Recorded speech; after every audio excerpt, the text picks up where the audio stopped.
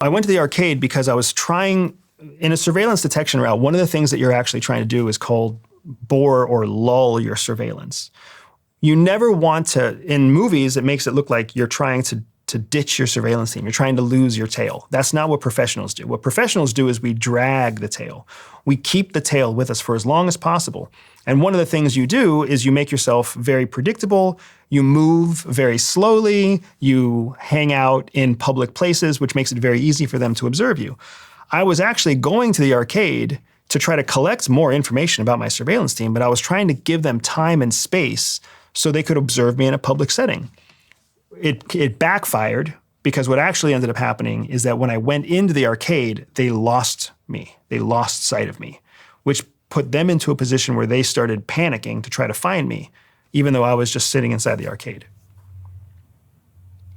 I mean, it doesn't sound like it backfired if they lost you.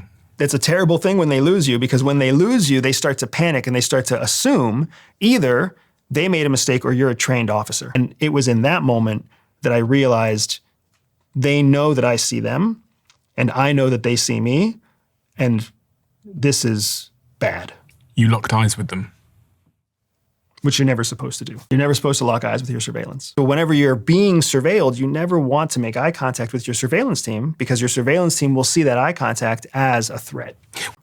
And then the fucking surveillant comes around the back of the machine looking for me. He comes around the back of the machine and he sees me and I'm holding a fucking gun, and I look at him and he looks at me. And that's when our 2.5 seconds happened. And I'm sitting there and I'm like, what just happened? Why did I just see Bomber Jacket come around my video game console and stare at me in the face? And that's when I kind of realized, oh my gosh, like the team is in panic. His jaw dropped, he went slack. Like he looked at me and he knew that he had fucked up too.